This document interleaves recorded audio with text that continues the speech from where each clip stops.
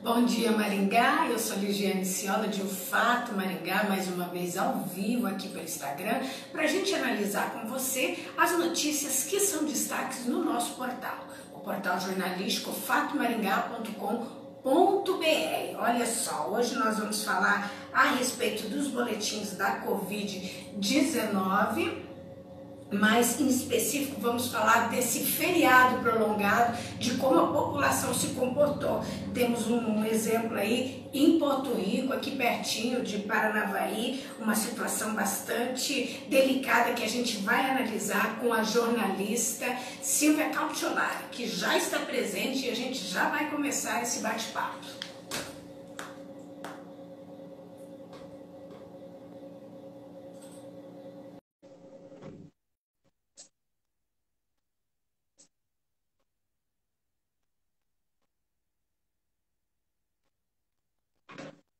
Som.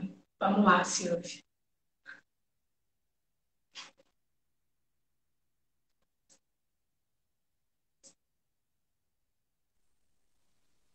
Bom dia, Silvia. Seja bem-vinda. Olá, bom dia a todos e todas. Hoje, 7 de setembro, dia da independência do Brasil, feriado nacional, né, Silvia? É verdade. Comigo é independência ou independência, né? Porque parece que o pessoal aí tá querendo mais o outro lado, né, Ligiane? Tá meio complicadinho. Então, Silvia, Muito. feriado prolongado, nós em meio a uma pandemia e parece que o povo brasileiro esqueceu o que nós estamos vivendo, né? Completamente. É o que mostra as notícias a nível nacional, a nível local e o que está acontecendo aqui pertinho da gente também, que a gente publicou ontem. Fiquei abismada ao ver as imagens das pessoas lá em Porto Rico. Olha, nós trouxemos como título da seguinte forma: veja a aglomeração em Porto Rico. Prefeito volta atrás e reabre acesso à avenida em rampas náuticas. Não tinha como obedecer ao Ministério Público, depois que a cidade dele estava superlotada com mais de 18 mil pessoas. Então, Ligiane, as pessoas ficam. Eu até publiquei isso no meu Facebook e uma pessoa comentou como é que o governo do estado, a prefeitura, não conseguiu evitar essa situação. Eu até respondi, eu falei, olha, contra a insensatez não há política pública que dê jeito. Não podemos recriminar o prefeito, né? O Ministério Público fez o papel dele, mas o prefeito ele tem que avaliar. Imagine, Porto Rico é uma cidade com 2.500 pessoas. É um município muito pequeno, ele tem um alto índice de desenvolvimento humano, quer dizer, mais de 0,7, quer dizer, alto para os padrões, né, nacionais. Então, é uma cidade organizada, né, com todas as estruturas, né, das estruturas municipais para atender a população. Agora imagina, de um dia para o outro, 18 mil pessoas aparecem. Você acha que uma cidade com 2.500 habitantes tem força policial para impedir essas pessoas de estarem naquele local que é famoso, conhecido? Não existe, gente. Imagina a convulsão social que ia acontecer naquela cidade se o prefeito resolvesse botar meia dúzia de servidores públicos para impedir o acesso às prainhas.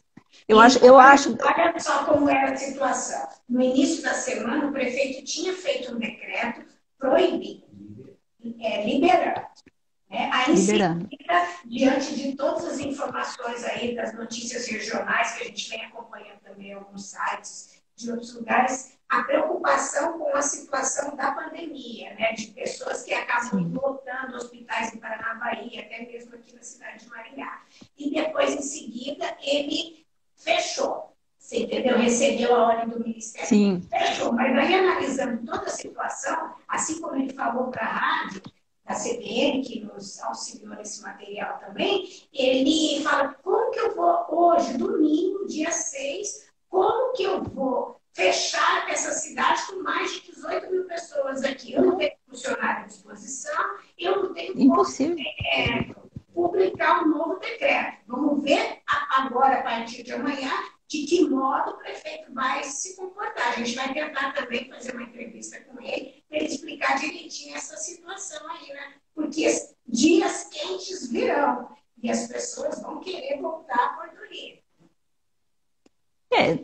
infelizmente, a gente está vivendo uma negação coletiva, né, dos perigos da Covid.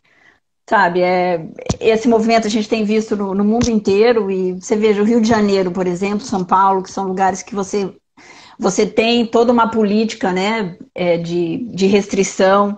Na praia, por exemplo, você pode ir na faixa de areia, tomar um banho e voltar. Agora, as pessoas vão fazer churrasco. Então, assim, não tem política pública que faça isso de uma hora para outra. Não dá. Não, é pedir demais do Estado, esperar demais do Estado. É como o combate à dengue. Você falou que o verão vai. Eu acho que o verão vai ser muito mais radical do que os últimos anos. A tendência é essa pela emergência climática.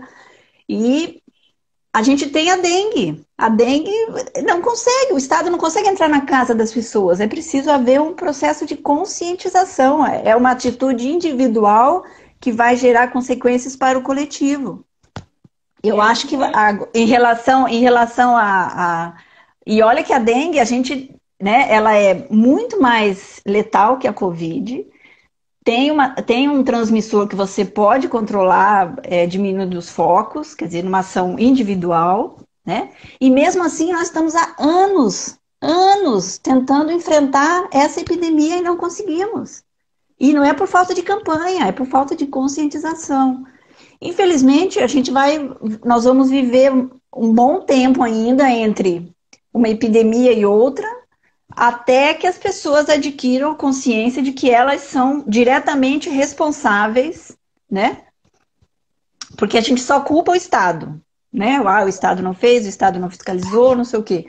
Mas o Estado não pode entrar na sua casa e decidir se você vai fazer aniversário, né? Você vai pôr um agente do Estado em cada casa. Aqui mesmo na minha região, por exemplo, você vê os vizinhos fazendo festa de aniversário, churrasco, sábado teve karaokê o dia inteiro, gente para cá e para lá. Né? E a minha mãe, às vezes, ela fala, meu Deus, a gente aqui que não recebe ninguém, né? Absolutamente ninguém que entra, nem, né? E as pessoas estão assim, eu falo, mãe, cada um é cada um. E é isso, é o cada um que faz o coletivo. Infelizmente é isso, né? Fica se perguntando também, né? Nós estamos andando contra a maré, né? Porque nós aqui também trabalhamos 100% home office, né? Tudo online, entrevista, porque a gente sabe o perigo, porque o perigo ainda é grande, não é que acabou. Parece que as pessoas se esqueceram, a pandemia não existe mais, está todo mundo que esquece a máscara, não usa mais máscara, você entendeu? É assim, uma situação em todo lugar. E semana passada a gente falou com o Valdir, que é seu amigo lá em Curitiba, jornalista, você entendeu? Que também falou, olha, falamos especificamente da crise hídrica, que é um outro problema que aflige aí todo o estado do Paraná, mas que pode chegar a todo o Brasil, porque sim, seja chuva, né? E ele falou, essas mesmas pessoas que não usam máscara são as mesmas pessoas que estão lavando o carro, que estão lavando calçada, você entendeu? Que estão abusando daquilo que nós não temos no momento. São as mesmas pessoas que poderiam, né, que têm condições de contribuir, né, se isolando, mantendo o distanciamento. São essas mesmas pessoas, enquanto que as pessoas que precisam sair, né, para trabalhar, para garantir os serviços essenciais que estão no grupo de maior contaminados, né? Eu acho que as pessoas esqueceram de entender o seguinte: quanto mais contaminados, mais chance de desenvolver as formas graves da doença, né? As pessoas olham aquele número de recuperados, nossa, mas é muita gente recuperada.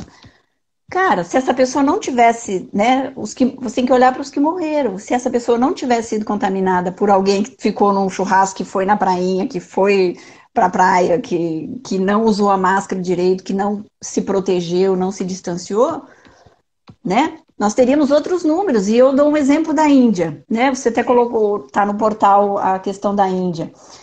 Você veja, a Índia tem, eu até anotei aqui, a Índia tem 1 bilhão e 350 milhões, 1 bilhão 352 milhões de habitantes, quer dizer, são 6 Brasis. Eles têm 70 mil mortos. E a pandemia, a Covid chegou lá, o coronavírus chegou lá antes da gente. Mas, e se você comparar, eu acho que a Índia no mundo ainda é um país que você pode comparar com o Brasil. As pessoas estão comparando com os Estados Unidos, com a Europa, é completamente diferente, né, em termos de estrutura, né? Nós ainda temos o SUS, que eles não têm, que é um atenuante, né? A gente ainda tem o SUS, porque senão o número de mortes seria Senão a muito. gente teria já, exatamente. Mas aí você vê, eles têm 4 milhões de casos, nós temos 4 milhões de casos. Então nós temos, proporcionalmente, né, 6 vezes mais casos que a Índia. Eles têm metade do número nosso de mortes. E eu estava lendo que eles têm eles adotaram eles têm, claro, a Índia tem uma experiência muito grande com outras pandemias. Então, lá já há uma consciência de que o distanciamento, as medidas sanitárias são fundamentais para você conter o contágio, né? Porque parece-me que, se você olhar a história, por exemplo, na época da peste negra, você isolava as pessoas, mas deixava elas morrerem, porque não tinha tratamento, né?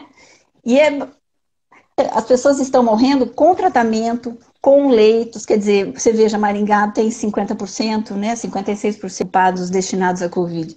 Mesmo assim, nós temos essas 116, né, 116 mortes. São pessoas que estão num lugar que tem atendimento à saúde e mesmo assim morreram, né? Jovens, idosos, crianças, tá? Então, assim, quanto mais gente contaminada, mais óbitos. A semana passada morreu um jovem de 21 anos de Covid aqui em Maringá. Você entendeu? Então não tem como a gente Exatamente. etiquetar a coisa, só pessoas são velhos que estão morrendo. Sabe, a situação é muito crítica. E agora estava até mais tranquila, porque os números apresentados no Brasil têm diminuído. Mas vai se inverter novamente. Deixa passar mais 10 dias que vai ser o reflexo desse fim de semana, que todo mundo resolveu ir para a praia.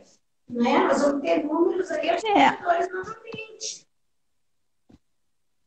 A minha tese, infelizmente, eu como uma otimista com informação, que eu não sou pessimista, eu sou uma otimista com informação, a minha tese é que a gente vai ter que emendar na próxima pandemia, que a gente não aprendeu com a dengue, com certeza não vai aprender, e não aprender assim, desafiar o perigo, né?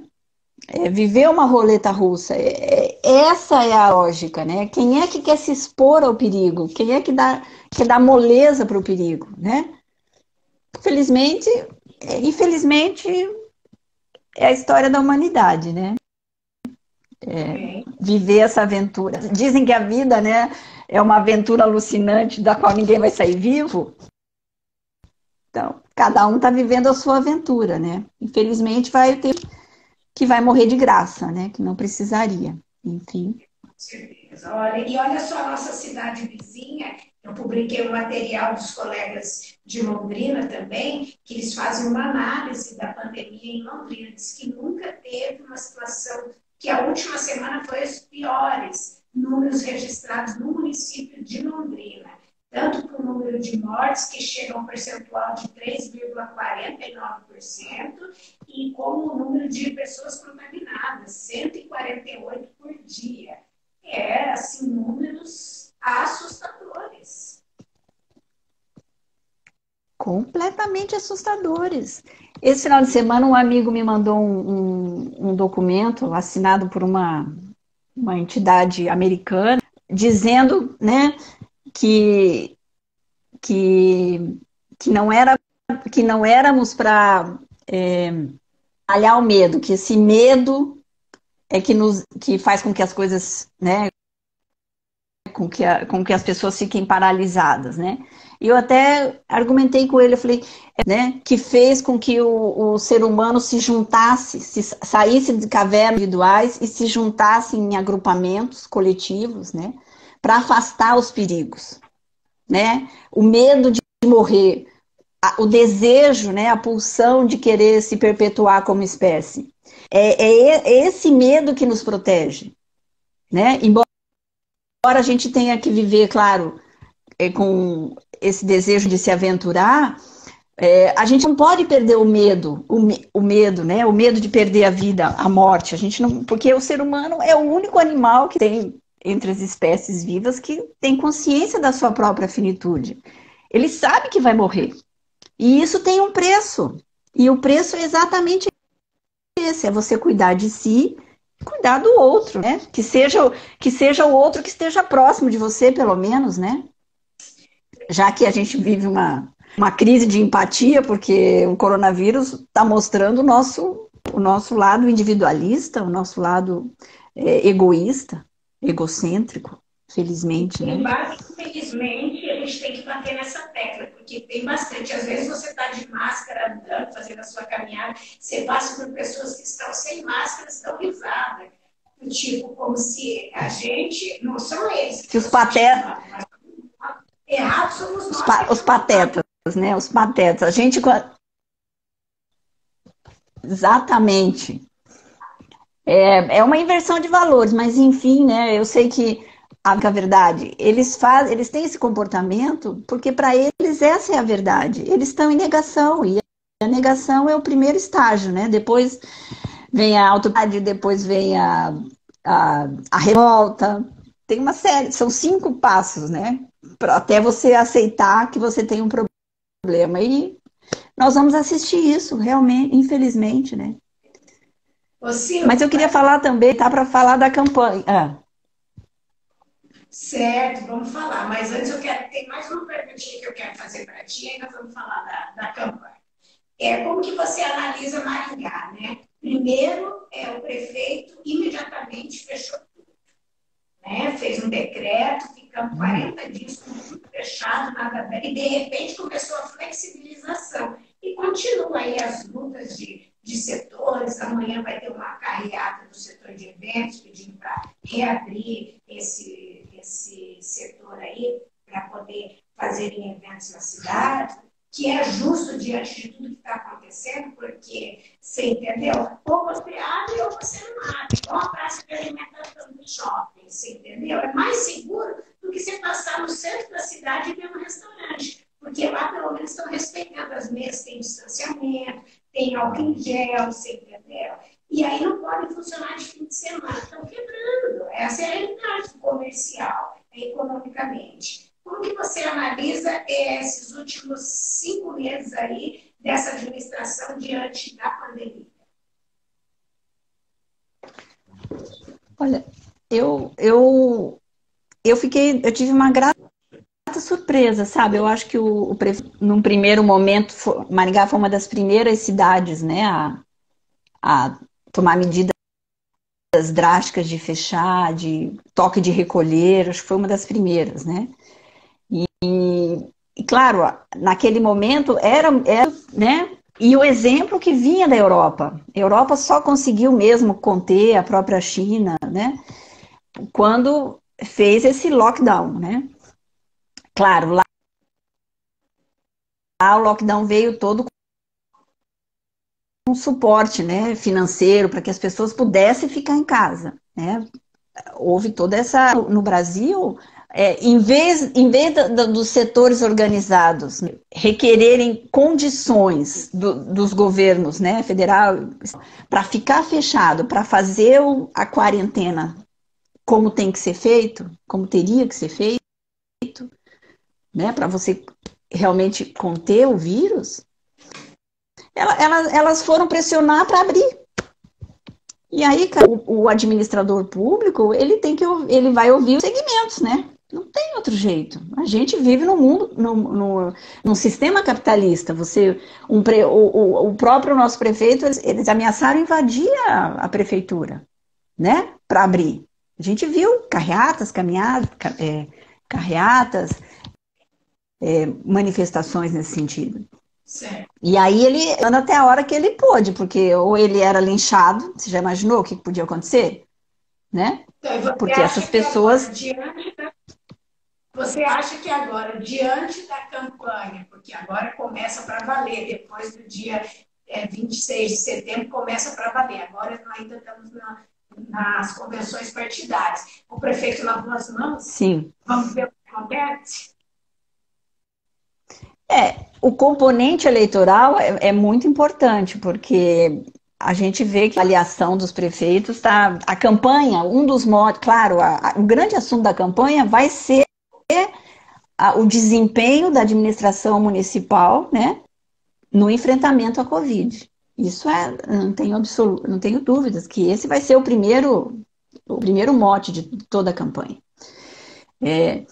Mas acho que se houver uma inteligência nesse momento de mostrar para as pessoas, né, o que ele fez no início, o que ele queria fazer, o que as entidades, né, o forçaram a fazer.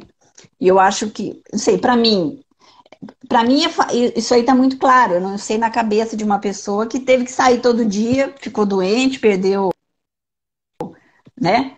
Perdeu um pai, uma mãe, como é que isso vai ser no inconsciente do eleitor na hora de votar, né?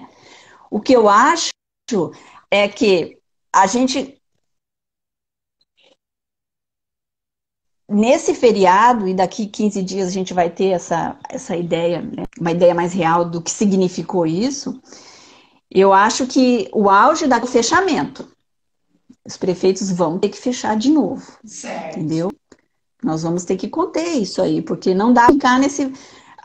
diminuiu, né, de 1.200 para 800, 700. Porra, é gente pra caramba todo dia que tá morrendo, né?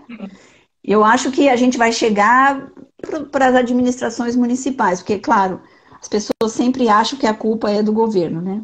Esse mote, a culpa é do governo. Então, né? Quando não é de Deus, é do governo, né? E eu sei que é um assunto que te toca bastante, porque você sempre trabalhou com jornalismo político, as convenções já começaram, né? Eles têm agora até o dia 26 dia 16 para encerrar todas as convenções, em seguida entregar os documentos para o Tribunal Regional Eleitoral, e aí começa para valer a campanha partidária. Como que você está vendo esse momento das eleições municipais de 2020, Silvia? Nossa, essas eleições nunca foram tão necessárias, sabe? Tão importantes para o amadurecimento da nossa cultura política. Eu acho que é um momento realmente em que as pessoas estarão vivendo, né? Ainda tem... estão vivendo, estão no olho do furacão, sabe? Estão vivendo por todos os lados. Quer dizer, a gente tem a pandemia, a gente tem a economia, né? Tem as questões todas envolvendo, né, os maiores dramas da sociedade, né? A questão da educação, a questão da saúde, a questão do trabalho, dentro da cesta básica, né? Essa coisa no preço do arroz, no preço do feijão, que as pessoas sentem, entendeu?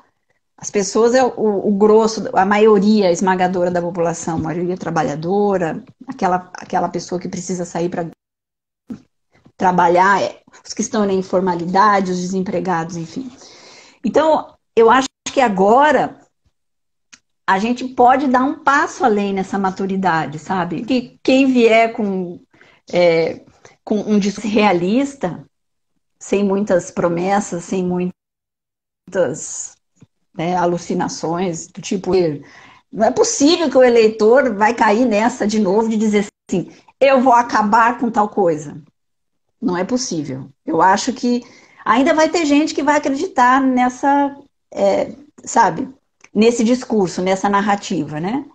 Mas muita gente deve estar assim né, centrado, olhando tudo, olhando a sua casa, olhando a sua geladeira. E aí você olha a sua geladeira e você tem que pensar que se ela está vazia, muita da realidade é da política, né? Da política de emprego, da política assistencial, sabe? Isso tudo é política, tudo envolve política, envolve o seu voto, a responsabilidade que as pessoas têm que começar a dar responsabilidade ao voto. E votar não é só escolher o candidato uma semana antes e ir lá no dia, apertar a urna, ouvir aquele barulhinho e só 4 anos. Porque agora, 4 anos já estão voltando, agora que eles apareceram, né? Não dá, não dá. A democracia dá trabalho. Você precisa fiscalizar, você precisa conhecer quem que é essa pessoa, você precisa criar um vínculo, né? Criar o hábito de acompanhar o que ela está falando. E o papel do vereador, eu já falei, né? A eleição para vereador, ela é uma das mais difíceis de conquistar o voto, porque o papel do vereador está ligado muito à sua vida do dia a dia. É a coleta do lixo, é a varreção da rua, é a poda da árvore da sua rua, né? É o posto de saúde. Por quê? Não é que ele vai podar, que ele vai fazer esse tipo de coisa. Ele vai fiscalizar, porque o papel do vereador é fiscalizar. Ele vai fiscalizar o prefeito e a administração municipal para que isso aconteça na sua rua. Porque o papel do vereador é legislar a ação do prefeito e propor, né, ações, programas e medidas para resolver problemas no coletivo, É muito entendeu? importante. Então as pessoas falam, mas eu fui lá e pedi para o vereador vir podar a minha árvore e a prefeitura do vereador. Isso que você está falando é muito Você está importante. transferindo para o vereador uma responsabilidade que não é dele.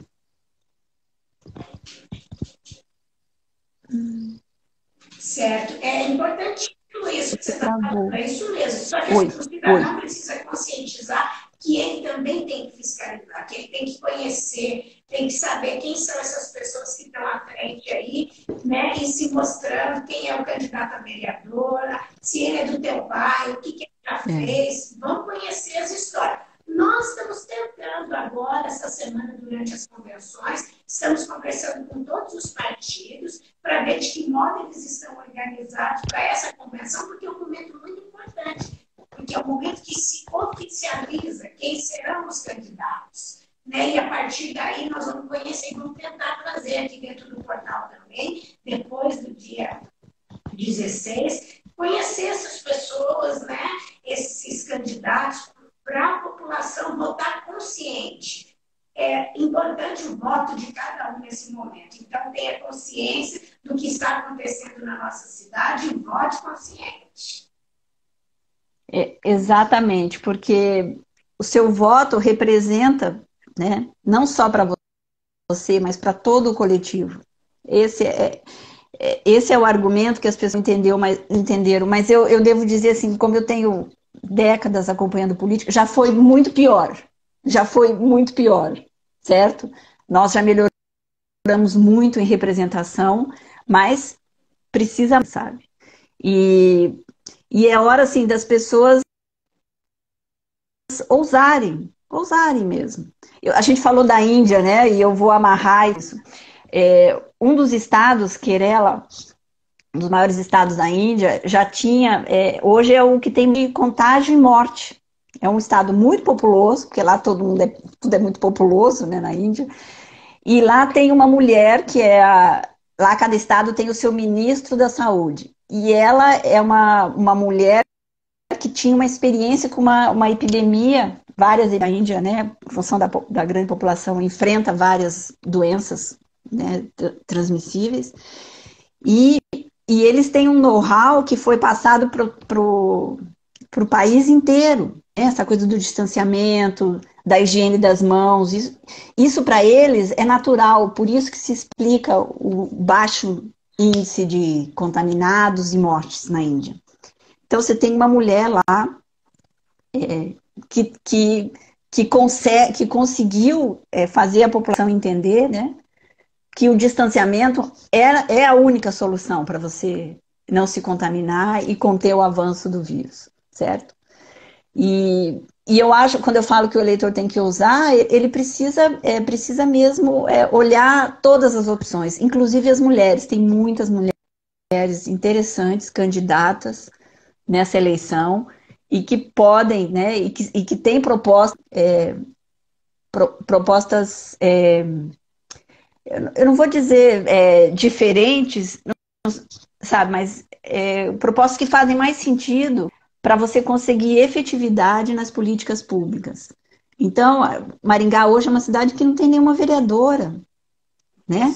É, quase metade da população é feminina. Então, assim, a gente precisa olhar essas mulheres têm muito inteligentes, preparadas, que têm um currículo. Então, que as pessoas olhem para as candidatas mulheres, né? Homens e mulheres, para que a gente possa compor uma Câmara diversa, né? Que contemple vários olhares para você poder fazer as políticas públicas, né? Propor e apoiar políticas públicas que envolvam todos, que protejam as pessoas, porque a cidade ela é feita para as pessoas, né? E é para todos, não é só para grupos, certo? Você tem que conseguir. Claro que não existe isso de você agradar todo mundo, né? Claro, não existe. Mas você pode focar nos mais vulneráveis, né? Que o Estado foi criado para isso, para dar condições para que as pessoas vivam, né? E a gente vai precisar, porque a pandemia Com escancarou demais a certeza. nossa desigualdade social. E é Silvia, isso. Eleição, caiu um minutinho a eu acho conexão. o Caiu um mecanismo, minutinho a né, sua conexão, porque aí a gente valoroso da associa. democracia. Você falava que é muito importante o voto, né, para as pessoas olharem com muita atenção também as mulheres e tudo, e aí caiu. Aí voltou. Agora voltou. Não, eu acho que a eleição é um dos valores, a possibilidade de você escolher os seus representantes é um dos valores mais cristalinos, né, representativos da democracia, certo? Então, a gente tem que superar esse ressentimento com a eleição. O único caminho possível para a gente sair da onde a gente está é pela democracia, é pela eleição, é pela representação e é pela discussão, entendeu? Então, a gente não pode perder isso de jeito nenhum, sabe? Eu acho que nos últimos anos houve uma grande criminalização da política, sabe? Como se todo mundo fosse corrupto, como se todo mundo tivesse se candidatando a um cargo público para poder levar. Não é todo mundo. Nada, sabe? Não podemos generalizar. Eu sempre defendi, eu sempre brinco dizendo que os políticos não vêm de outro planeta, não são em árvores, eles são representantes da própria sociedade, entendeu? Então, a gente tem que melhorar a qualidade, melhorando a consciência crítica do próprio eleitor, né, que vai escolher esses representantes, é que nós vamos melhorar a qualidade dos nossos representantes, das nossas instituições. Porque, olha, gente, se está como ruim com elas, com as instituições, é muito pior sem elas. Nós já vivemos num estado, né, de ditadura, de exceção, onde você não tinha ninguém para falar com você e era o que estava na cabeça de determinado grupo. Eu acho que ditadura nunca mais, né? Vamos esperar que não. Silvia, muito obrigada mais uma vez pela sua participação aqui com a gente. É sempre muito bom conversar contigo, analisar as notícias e teremos outras oportunidades para conversar. Ok, eu agradeço, um bom dia, uma boa semana a todas. E independência e independência, né? Vamos lá. Nada de morte, show morte. Um abraço, boa semana para você também. Um abraço para vocês todos. Então, gente, conversamos com a jornalista Silvia Cautiolari. Vamos ver quais são os outros assuntos que a gente traz no nosso portal nesta segunda-feira. Vamos começar lá. Cuidado, o Covid já matou 15 maringaenses no mês de setembro. O total de óbitos chega a 116. Revitalização do contorno sul melhora condições de tráfego em Maringá. Covid-19, o Brasil tem 126.600 mil mortes e mais de 4,1 milhões de casos de pessoas contaminadas na doença. Londrina vive o pior momento da pandemia. O material é do site Rede Lume de Jornalistas. Pandemia ainda ultrapassa Brasil em casos de Covid-19. Esses são alguns destaques que a gente traz no nosso portal fatomaringá.com.br. Agradeço imensamente a participação de você aqui com a gente nessa análise das notícias. Eu volto a qualquer momento com mais informações. Ligiane Ciola, de O Fato Maringá.